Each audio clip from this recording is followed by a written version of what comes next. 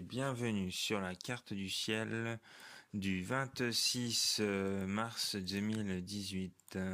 On va aller au coucher du soleil. Bien sûr, vu qu'on a changé d'heure hier, donc du coup, vers à peu près, encore, vous voyez, encore à 7 heures, il fait encore jour, ce qui est normal. La nuit se couche vers 8 heures. Voilà. Donc vous pouvez observer Vénus vers 8h52. Voilà. En gros presque à 9h, mais avant. Parce que quand le coucher de soleil se met en place, ça va très vite. Donc 52. Et ensuite, vous voyez ouais, si on revient en arrière, vers à peu près 19 heures. Si vous avez un horizon assez dégagé, vous pouvez encore observer Vénus jusqu'à 21h12. Voilà.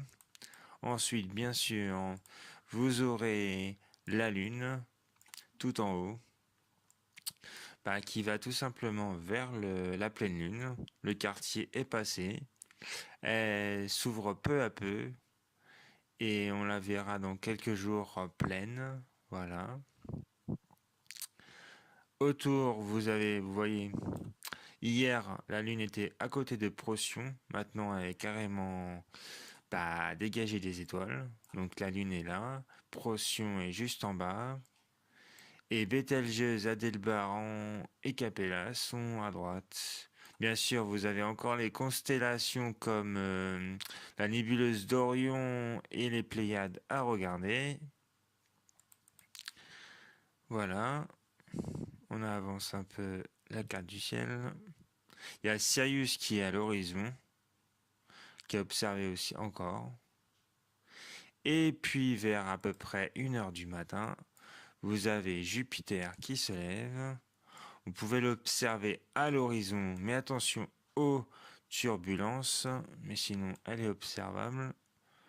Et on peut observer même... Non, Amalthée, elle est... Quand un satellite, faut savoir que quand il y a un satellite qui passe devant Jupiter, ça peut faire une éclipse, comme sur Terre. Vu que la planète Jupiter est tellement gigantesque que quand il y a un petit satellite qui passe devant la planète, ça fait une éclipse. Et oui. Ça fait comme sur Terre, l'éclipse de lune. Sauf que là, c'est une éclipse hors de la Terre. Mais là, comme pas la planète, comme le satellite est derrière la planète, on voit pas l'éclipse. Mais il faut savoir qu'il y en a. Voilà, ça c'est quand Jupiter est à l'horizon vers 1h15 du matin. Bien sûr, elle bouge dans la nuit, ce qui est normal. L'univers n'est pas fixe. Et du coup, à 3 heures, comme vous voyez, elle est pas mal, même 4 heures. On va avancer un peu. Et on va s'apercevoir que vers à peu près 4-5 heures du matin,